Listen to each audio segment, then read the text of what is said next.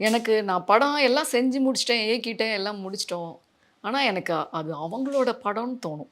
எப்போதுமே. அவங்க அந்த மாரியான அவங்கள மாரியான மன உறுதி வாய்ப்பே இல்ல. அதனால இப்ப எனக்கு என்ன தோணுதுன்னா, இந்த இந்த கமர்ஷியல் கேம்பிளிங்ல தொலையாம நம்ம விரும்புற ஐடியாவ, கிரியேட்டிவ் ஐடியாஸ, விஷன்ஸ, இன்சைட்ஸ ஒவ்வொரு முறையும் குறைந்த பட்ஜெட்ல ரொம்ப அழகான, நேர்த்தியான ஒரு படைப்பாக்குறது இருக்குல்ல. ஒவ்வொரு படமும் ஒரு பெரிய பெரிய அழகான பயணமா இருக்கு. இது போன்ற போராட்டங்கள திரைத்துறையில தான் பெண்கள் சந்திக்க வேண்டியிருக்கா?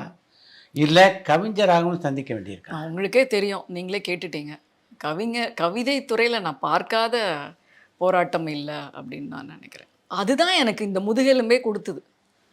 அது வந்து தனியாக நடத்துகிற போராட்டம். இது குழுவினராக நடத்துகிற போராட்டம்னு சொல்லலாம் சினிமால. ஆனா ஒரு ஒரு சரியான முதுகெலும்பு வந்து இலக்கிய உலகத்துல நான் நான் போட வேண்டியிருந்த போராட்டம், நான் செய்ய வேண்டியிருந்த இயக்கம், நான் தொடர்ந்து எழுத வேண்டியதுக்கு தேவையான எல்லா வாய்ப்புகளையும் நானே உருவாக்க வேண்டியிருந்தது.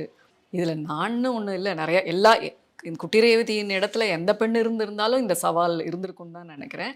ஆனா எனக்கு நல்வாய்ப்பா நெறைய நல்ல மனிதர்கள் வந்துட்டே இருந்தாங்க. ஏ.ஆர். ரஹ்மான் வந்தாங்க, மாலாமணியன் வந்தாங்க. அப்படி யாராவது எனக்கு வந்து ஊக்கம் குடுக்குறவங்க, என்ன என்ன அறிந்து கொள்பவர்கள், புரிந்து கொள்பவர்கள் வருவது வந்து எனக்கு ரொம்ப வசதியா இருக்கு.